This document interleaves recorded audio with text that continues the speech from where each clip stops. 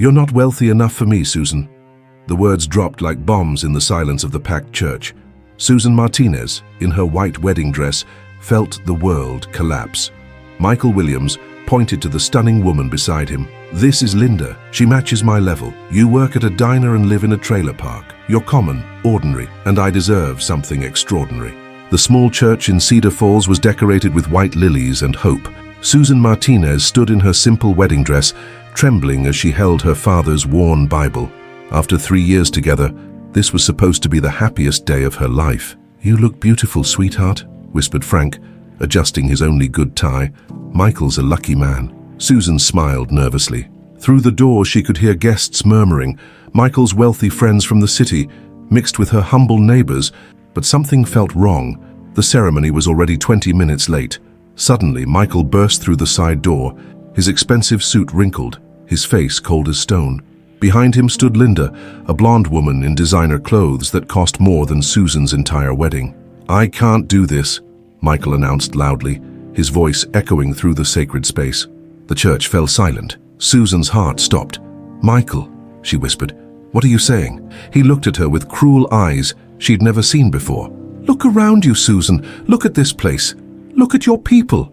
His gesture swept over her family. "I'm going to inherit a business empire.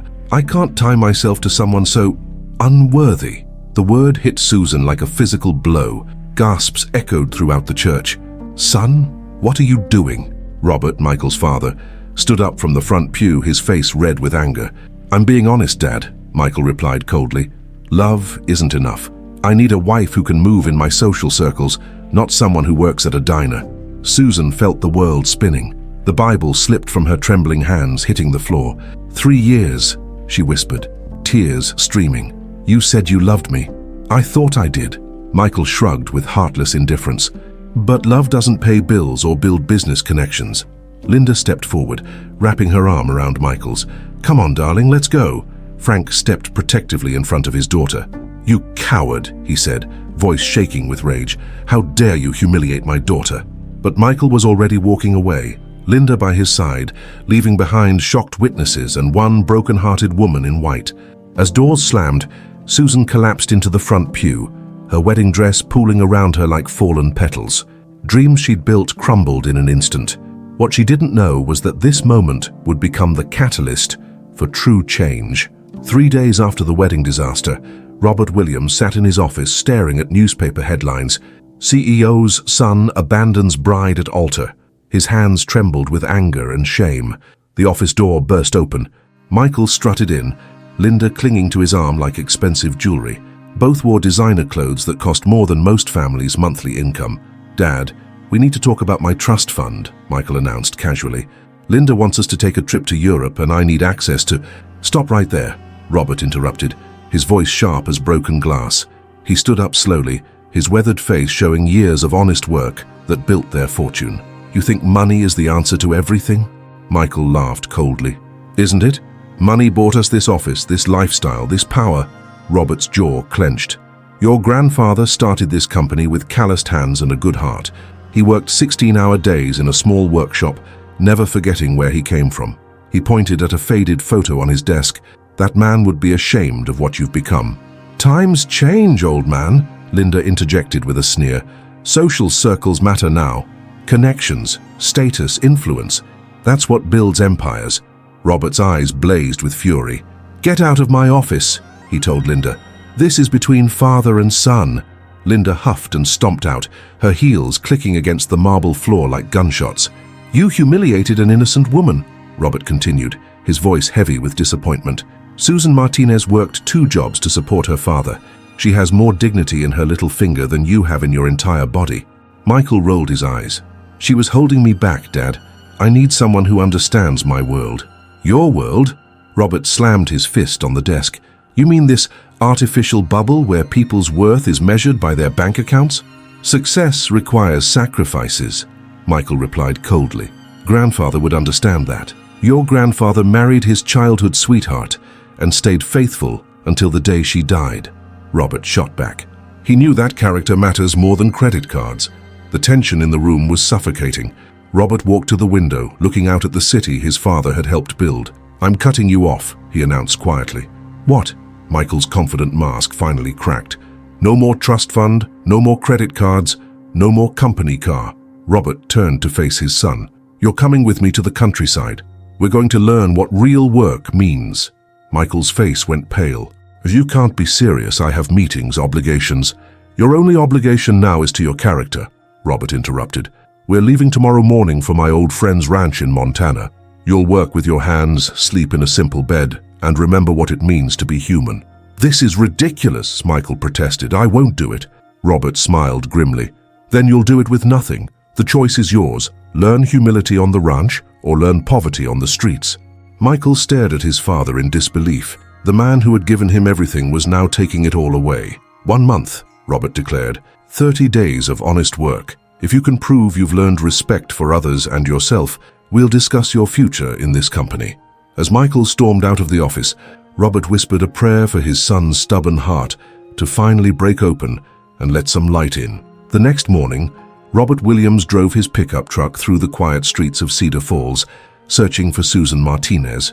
He found her at the small diner where she worked, wiping down tables with red, swollen eyes that told the story of sleepless nights filled with tears. The bell above the door chimed as Robert entered. Susan looked up, and her face immediately hardened when she recognized him. "Mr. Williams," she said coldly, not stopping her work. "I'm surprised you have the courage to show your face here." Robert removed his worn baseball cap and approached her slowly, like a man walking to his own judgment. "Susan, I need to talk to you. What my son did was unforgivable." She slammed the rag down on the nearest table. "Unforgivable?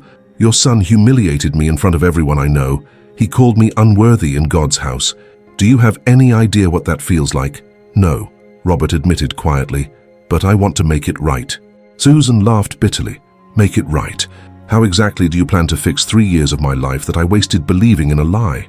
Robert sat down heavily in a booth, his shoulders sagging under the weight of his shame. "Michael wasn't always like this. When he was a boy, he helped me in the workshop, got his hands dirty, treated everyone with respect.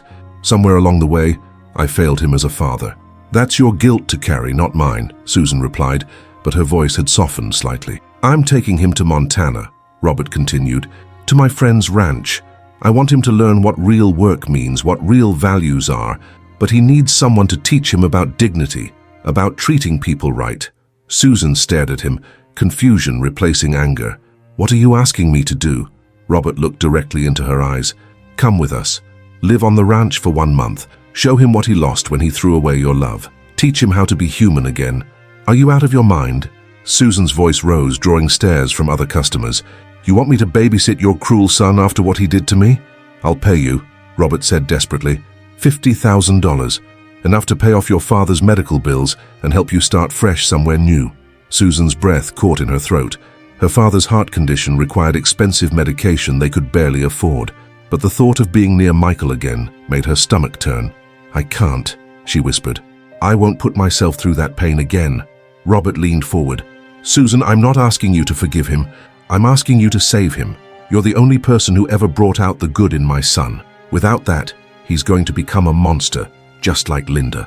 Susan sat down across from him, her hands trembling. "And what if I can't do it? What if he's too far gone?" "Then you walk away with the money after 30 days, Robert promised. "No questions asked." "But if there's even a small chance that the man you once loved is still in there somewhere?" Tears began falling down Susan's cheeks. "He destroyed me, Mr. Williams. He took everything good I believed about love and crushed it." "I know," Robert said gently, "and I'm asking you to be braver than any of us deserve. 1 month, 30 days to see if redemption is possible." Susan closed her eyes, thinking of her father's worried face every time they received another medical bill. She thought of the dreams she'd lost, the life she'd planned. "If I do this," she said finally, "and if I don't fall in love with him again by the end of the month, I want the full payment, no matter what happens." Robert nodded. "You have my word." Susan took a deep, shuddering breath. "Then God help us all, because we're about to find out if some people can really change." The Montana ranch stretched endlessly under the morning sun, its rustic beauty lost on Michael Williams as he climbed out of his father's pickup truck. The simple wooden cabin, weathered barn, and vast open fields represented everything he despised about simple living. "This is where you expect me to stay?" Michael sneered. adjusting his expensive suit jacket that looked absurdly out of place. "There's no cell service, no internet, no civilization for miles." Susan Martinez stood beside the truck, wearing worn jeans and boots, looking perfectly at home in the rural setting. Her heart ached seeing the man she once loved reduced to such shallow complaints.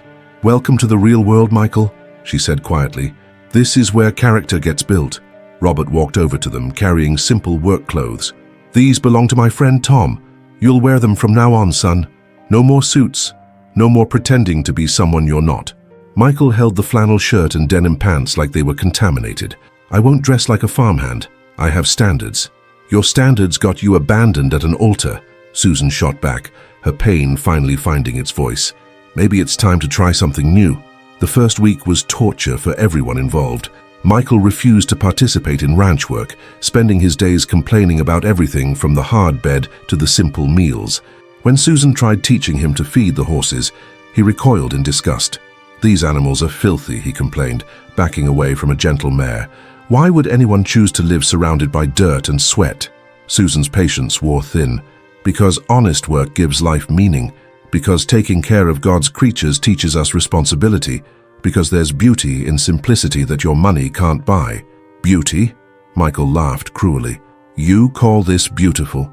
Susan, you're fooling yourself if you think this primitive lifestyle has any value. This is exactly why I couldn't marry you.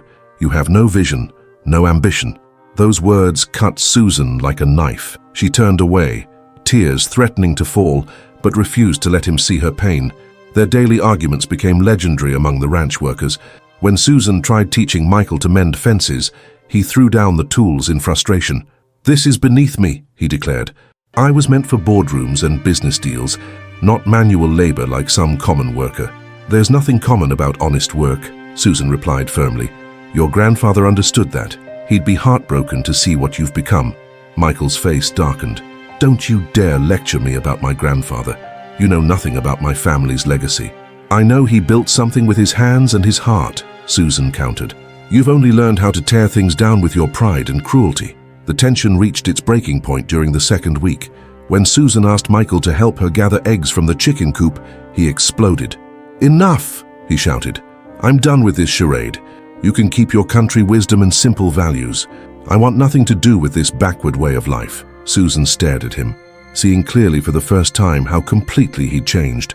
The kind, humble young man she'd fallen in love with was truly gone, replaced by this bitter, entitled stranger. "You're right," she said sadly. "You're not the man I thought you were.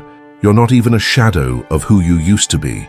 As Michael stormed off toward the cabin, Susan sank onto a hay bale, wondering if this month of suffering would accomplish anything other than breaking her heart all over again. The man she'd agreed to help seemed determined to stay lost in his own arrogance, and every day felt like another step deeper into hopelessness. 2 weeks into the ranch experiment, Frank Martinez received an unexpected visitor at his modest trailer home in Cedar Falls. Robert Williams stood on his doorstep, hat in hand, looking like a man carrying the weight of the world. "Frank, I need to talk to you about Susan," Robert said quietly. Frank's weathered face hardened. "If this is about your son's cruel behavior at the wedding, we have nothing to discuss." "It's about where Susan is right now," Robert replied. "She's with Michael at a ranch in Montana.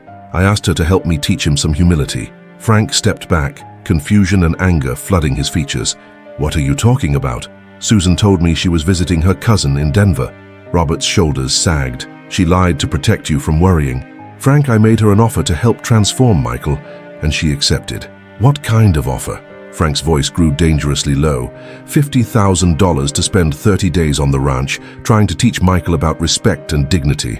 Frank's face went pale, then red with fury. "You paid my daughter to humiliate herself with that heartless boy, after what he did to her. I thought maybe she could help him remember who he used to be," Robert explained desperately. "Susan was the only person who ever brought out the good in Michael." Frank slammed his fist against the doorframe. "My daughter is not for sale. She's not some hired teacher for your spoiled son's character development." That evening, Frank drove his old pickup truck through the night, his heart breaking with every mile. When he arrived at the ranch at dawn, he found Susan feeding chickens, looking thinner and more tired than he'd ever seen her. "Papa?" Susan dropped the feed bucket, her face going white. "What are you doing here?" Frank climbed out of his truck slowly, his disappointment evident in every movement. I came to bring my daughter home before she loses any more of her dignity. Susan's eyes filled with tears. Papa, I can explain. Explain what? Frank's voice cracked with pain. That you're so desperate for money, you'll put yourself through torture for that cruel boy. That you'll lie to your own father. Hey, it's not like that, Susan pleaded. The money will help with your medical bills, with our future. Our future, Frank interrupted, his voice rising. What future is worth selling your self-respect? What future is worth reliving the worst day of your life over and over? Michael emerged from the cabin, drawn by the raised voices. When he saw Frank, his face showed no remorse, only irritation at being disturbed. Great, Michael muttered. More drama from your family. Frank turned on him with fury blazing in his eyes. You have no right to speak about my family, you coward. You destroyed my daughter's heart and now you're letting her suffer for money. I didn't ask her to come here, Michael replied coldly. This whole thing was my father's ridiculous idea. Frank looked at his daughter with profound sadness. Susan, you're sacrificing your dignity for a man who shows no gratitude, no remorse, no humanity. Your mother would be heartbroken to see this. Susan broke down completely. Papa, I thought maybe I could help him change. I thought maybe there was still good in him somewhere. And what have you found? Frank asked gently. Susan looked at Michael, who was already walking away, bored by the family drama.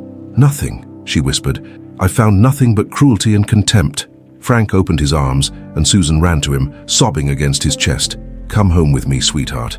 No amount of money is worth this pain. But your medical bills, Susan started. Will be handled some other way, Frank said firmly.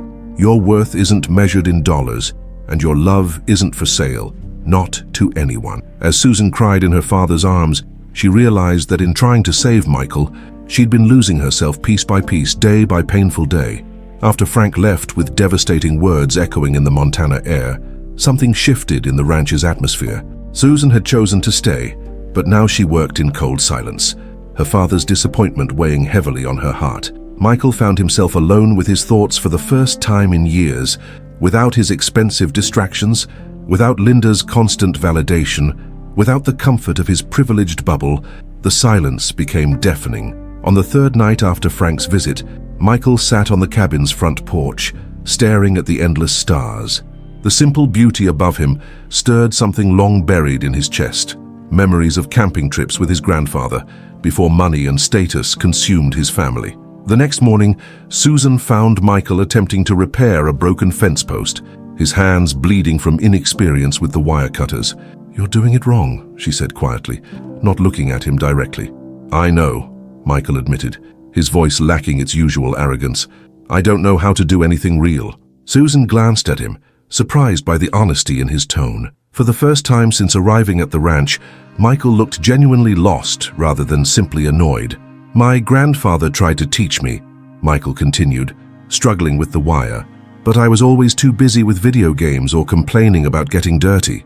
He paused, blood dripping from a small cut on his palm. I disappointed him every day, and I was too selfish to care. Susan watched him work clumsily, remembering the gentle boy who used to help his grandfather in the old workshop downtown. What happened to you, Michael? You weren't always like this. Michael stopped working, his hands trembling slightly. When Mom died, Dad threw himself into business to cope with the grief. Success became his way of honoring her memory. I thought if I became successful enough, important enough, maybe he'd notice me again. So you built walls, Susan observed softly. I built a fortress, Michael corrected bitterly. I convinced myself that caring about people was weakness, that love was a luxury I couldn't afford if I wanted to be worthy of the Williams name. Over the following days, Michael's transformation was painful to witness. Without his usual defenses, years of buried insecurities poured out. He wept privately when he thought no one was watching. He struggled with simple tasks that humbled his pride daily. I ruined everything, didn't I? Michael asked Susan one evening, as they sat by the dying campfire. I destroyed the best thing in my life because I was too afraid to be vulnerable. Susan looked at him with cautious compassion. Fear makes people do terrible things. I was terrified, Michael confessed, his voice breaking. Terrified that if I married you, if I chose love over status, I'd lose everything that made me valuable. But I lost you instead, and nothing else matters anymore. For weeks, Michael threw himself into ranch work with desperate determination. His soft hands developed calluses. His expensive habits gave way to simple pleasures: sunrise coffee, Honest exhaustion after a day's work, the satisfaction of fixing something with his own hands. "I keep thinking about that day at the church," Michael said during another late-night conversation. "Seeing your face when I called you unworthy. You know what the truth is, Susan? I was the unworthy one. I still am." Susan watched this broken man trying to rebuild himself from nothing, and slowly, her anger began mixing with something she'd thought was dead forever. Hope. "Maybe worthiness isn't about what we've done," she said carefully. "Maybe it's about what we choose to do next." Michael looked at her with tears in his eyes, seeing clearly for the first time that redemption might still be possible, even for someone who'd fallen as far as he had.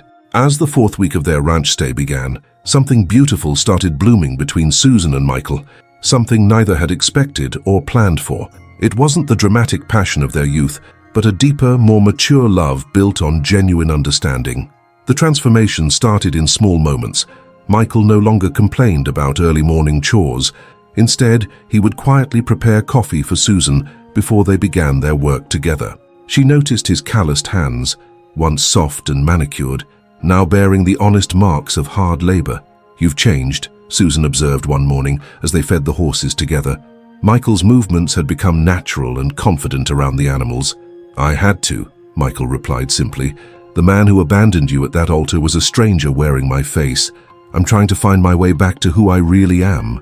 Their conversations evolved from painful confrontations to genuine exchanges about dreams, fears, and hopes for the future.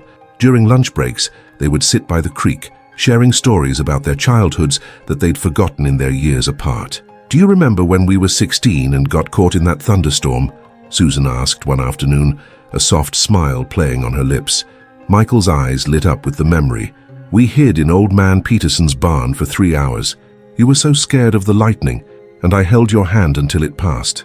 You sang to me," Susan remembered, "that old hymn your grandmother taught you. Amazing Grace, how sweet the sound." Michael hummed softly, his voice carrying the same gentleness it had possessed in their youth. As they worked side by side, mending fences, tending gardens, caring for animals, their partnership became effortless. Michael anticipated Susan's needs, handing her tools before she asked. Susan guided him patiently through tasks he'd never learned, celebrating his small victories with genuine pride. One evening, as they sat on the porch watching the sunset paint the sky in brilliant colors, Michael reached for Susan's hand. She didn't pull away. "Susan," he said quietly, "I need you to know something. What's happening between us has nothing to do with my father's agreement or that money." Susan looked at him, seeing the sincerity in his eyes. "I know," she whispered. "I'm falling in love with you all over again," Michael continued, his voice trembling with emotion. "Not with the memory of who you were, but with the incredible woman you've become. You're stronger than I ever was, more compassionate than I deserved." Susan felt tears gathering in her eyes. "Michael, I'm scared. What if we go back to the real world and you change again? What if the pressure of your old life turns you back into that cruel person?" Michael squeezed her hand gently. "Then don't let me. Be my anchor. Help me remember what really matters." That night they talked until dawn, sharing their deepest fears and wildest dreams. Michael spoke about his desire to honor his grandfather's legacy through honest work, rather than corporate manipulation. Susan revealed her dream of opening a small restaurant that would serve simple, home-cooked meals to working families. "We could do it together," Michael said softly. "Build something real, something good." As the sun rose over the Montana mountains, casting golden light across the ranch, Susan realized that somewhere between the arguments and the honest work, between the tears and the laughter, she had found her way back to love. But this wasn't the naive love of their youth. This was mature love tested by fire, built on mutual respect and genuine partnership. It was love that could weather storms because it was founded on truth rather than illusion. "I love you too," Susan whispered, finally allowing herself to believe that redemption for both of them was truly possible. On the final day of their month at the ranch, Michael Williams stood in the same field where he'd first learned to work with his hands. The sunrise painted the Montana sky in shades of gold and pink, but his heart was racing with nervous anticipation. He'd spent hours carving a simple wooden ring from an oak branch, using tools his grandfather had taught him to use decades ago. It wasn't expensive or flashy. It was humble, honest, and made with love. Susan found him there, as he'd hoped she would, during their usual morning walk to check on the horses. "Susan," Michael said, his voice trembling with emotion as he turned to face her. "These 30 days have taught me more about life than the previous 30 years combined." Susan smiled softly, recognizing the sincerity in his eyes that had been missing for so long. "I know our agreement with my father is ending today," Michael continued, dropping to one knee in the dewy grass. "But I'm not asking you to marry me because of any contract or arrangement. I'm asking because I love you, the real you, the woman who showed me what strength and grace really look like." He held up the simple wooden ring, his hands shaking. "I carved this myself. With these hands you taught to be useful. It's not worth any money, but it represents everything I want to be. Simple, honest, and devoted to you."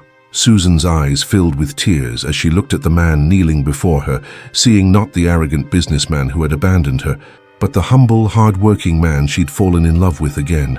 "Michael," she whispered, her voice breaking with emotion. "I know I don't deserve another chance," Michael said quickly. "I know I hurt you in ways that can't be easily forgiven, but if you'll have me, I promise to spend every day proving that I'm worthy of your love." Before Susan could answer, the sound of approaching vehicles filled the air. Robert Williams' pickup truck pulled up, followed by Frank Martinez's old truck. Both fathers climbed out, their faces serious but not unwelcoming. Frank walked directly to Michael, who remained on one knee, waiting for Susan's answer. "Stand up, son," Frank said quietly. Michael rose slowly, uncertainty written across his face. Frank studied him for a long moment, taking in the calloused hands, the simple work clothes, the genuine humility in his posture. "I came here ready to take my daughter home," Frank began, his voice measured. "I thought you were still the same cruel person who broke her heart." Michael's throat tightened with fear, but he met Frank's gaze directly. "But I've been watching you for the past hour," Frank continued.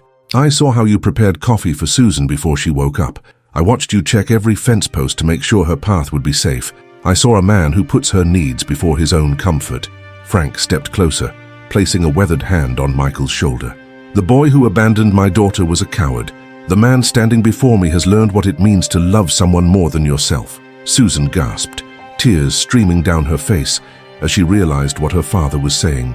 "Michael Williams," Frank said formally, "you have my permission to marry my daughter if she'll have you." Michael turned back to Susan, hope and love shining in his eyes. "Susan Martinez, will you marry me? Not for money, not for status, but because two broken people found their way back to wholeness together?" Susan looked at the simple wooden ring, at the man who had learned to humble himself, at her father's approving nod, and at Robert's proud smile. "Yes," she whispered, then louder, "Yes, Michael, I'll marry you."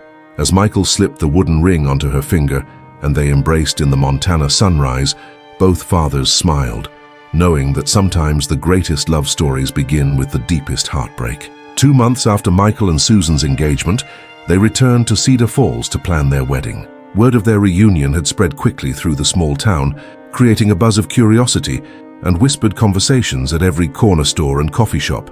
Linda Crawford had spent those same 2 months watching her comfortable world crumble. After Michael disappeared to Montana, she'd expected him to return with his father's fortune intact and his arrogance restored. Instead, she heard rumors of his transformation and Susan's return to his life. The exclusive restaurant where Linda worked as a hostess had become her stage for maintaining appearances. She flaunted expensive jewelry and designer clothes, pretending her life hadn't fallen apart when Michael chose humility over her shallow promises. On a busy Friday evening, Michael and Susan walked into the restaurant for their first public dinner together since his return. Linda's face twisted with rage and humiliation when she saw Susan's simple wooden engagement ring and Michael's modest work clothes. Well, Linda announced loudly, ensuring every patron could hear. "Look who decided to crawl back to his trailer park, princess." The restaurant fell silent. Susan's face flushed with embarrassment, but Michael stepped protectively in front of her. "Linda, please don't do this," Michael said quietly. "Oh, I'm just getting started," Linda sneered, her voice dripping with venom. "Ladies and gentlemen, you're looking at Cedar Falls' most pathetic love story. A billionaire's son who threw away everything for a waitress who couldn't even keep him the first time." Several diners looked uncomfortable, but Linda continued her cruel performance. "Tell me, Susan, did you enjoy your little paid vacation playing house? $50,000 is quite a fee for babysitting a spoiled rich boy, isn't it?" Susan's eyes filled with tears, not from Linda's words, but from seeing how they were hurting Michael. He stood straighter, his jaw clenched with controlled anger. "That's enough," Michael said firmly. "Susan is worth more than you could ever understand. She taught me what real value means." Linda laughed harshly. "Real value? She works at a diner and lives in a trailer. What could she possibly teach you about value?" "She taught me that character isn't for sale," Michael replied, his voice growing stronger. "She showed me that love isn't a business transaction. She proved that dignity comes from how you treat others, not how much money you have." The restaurant manager approached nervously, but before he could intervene, Robert Williams walked through the front door. His presence immediately shifted the atmosphere. "Mr. Williams," the manager stammered, "we weren't expecting you this evening." Robert surveyed the scene with cold eyes, taking in Linda's cruel smile and his son's protective stance beside Susan. "I came to finalize the purchase papers for this establishment," Robert announced calmly. "I wasn't planning to make any immediate changes, but it seems some adjustments are necessary." Linda's face went pale as understanding dawned. "Linda Crawford," Robert continued with quiet authority, "you're terminated, effective immediately. Please collect your belongings and leave the premises." "You can't fire me," Linda protested, her voice rising to a desperate shriek. "I have rights. I have connections." "You have nothing," Robert replied coldly. "You had a chance to support my son when he was lost, but instead you encouraged his worst impulses. You had a chance to show grace tonight, but you chose cruelty. Some people never learn that actions have consequences." Linda looked around the restaurant desperately, but found no sympathy in the faces staring back at her.